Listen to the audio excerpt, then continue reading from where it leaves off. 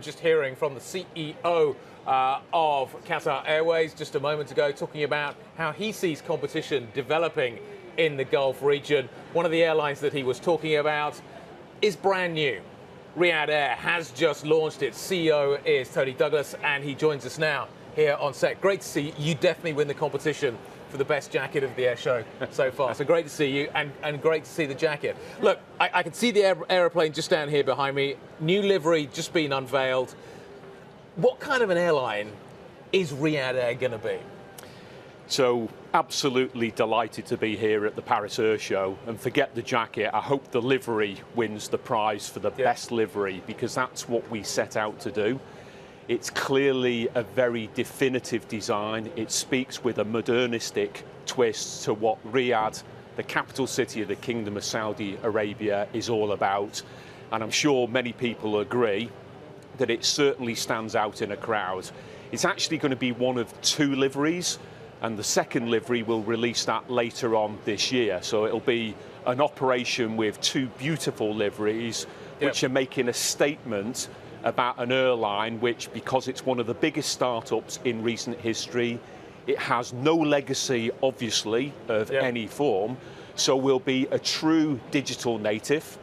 We'll make sure that we've got an obsessional attention to detail when it comes to guest experience, but it's primarily to serve the kingdom being connected better to the world, and the world to the Kingdom of Saudi Arabia. So you're not building a Qatar Airways. This isn't a hub model that you're building, that basically a lot of the traffic that comes through will be distributed to other places of the world. The idea is that this is an airline to travel to Saudi Arabia or from Saudi Arabia.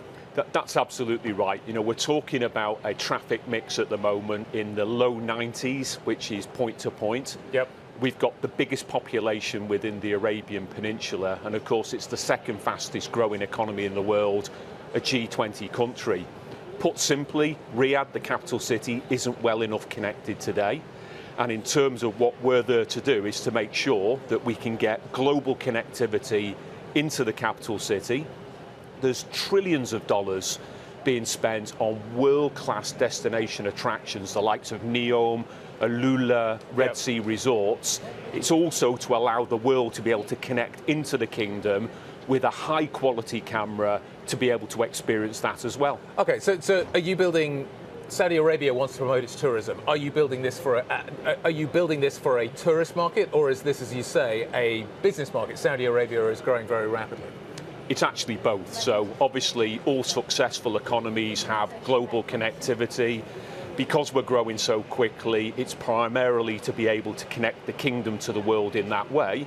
But as you rightly said, given the investment in tourism, it's to give that incredible warm welcome, Saudi hospitality at 38,000 feet, when people are going to come in to the places like Qiddiya, Dariyah Gate, the new Maraba, and these are things, go on Google and check out Alula. It's going to be absolutely incredible, but how do you get the Riyadh Air? Okay, what kind of configuration are we going to be seeing here? You're going to have a first class? So in terms of first class, no, we're not. We don't believe that that is financially sustainable, and we don't think it's environmentally sustainable.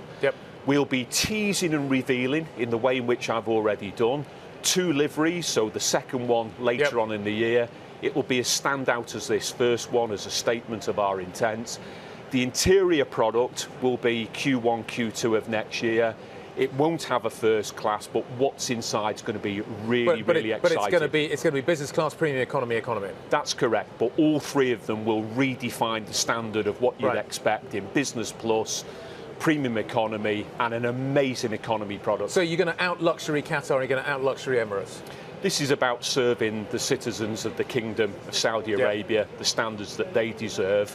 But again, world-class tourism destinations, you never get a second chance to make a first impression in life. The first impression will be on Riyadh Air. Okay, when are we going to see that first impression? When are you going to launch? You've ordered a whole load of wide bodies. When are they going to come? When's the airline going to start flying? So we'll go into commercial operations in early 2025. Sounds like a long time in the future, 2 years, but of course in the world of commercial aviation, this is the sprint of all sprints. So no legacy. We'll be digitally differentiated in the way in which we connect with our guests. we'll have an obsessional attention to detail with guest experience, and 2 years we'll be up in the skies. And you're confident you're going to get all the aircraft you've ordered quickly and on time? For sure. You're the first CEO that's told me that. No, for sure. We don't have an option in terms of a fallback. As we've made it quite clear with the people we're working with, we don't have leases on existing aircraft. Right. We can't slow down a network because we don't have a network. We absolutely have to have those aircraft delivered on time. And you've got guarantees that that's going to happen? Because I promise you, you are the first CEO of an airline that I've spoken to recently that is telling me that he is 100% confident that he's going to get the aircraft that he's ordered on time. So have we got contractual guarantees? Yes, we have. Are there penalties? Yes, there are. But this is more around a personal commitment to do what you say you're going to do. I've built commercial aircraft in my career 30 years ago. I know just how difficult this is. It's a real challenge for all the OEMs at the moment, but they can't fail Riyadh Air. Okay. There's a new airport coming into Riyadh. Are you going to work in tandem with that airport in terms of the timings on the launch? You go first, they go first. Are the two timelines synced up? Broadly speaking, they are, but we'll be going first in terms of 2025. There'll be significant developments on the existing airport infrastructure. Yep. But you're absolutely right. There's also a commitment to a brand new, incredible airport in Riyadh. And of course, these are all building blocks to the Economy 2030 vision, which requires that impression that the world has of first-class service from curb to curb.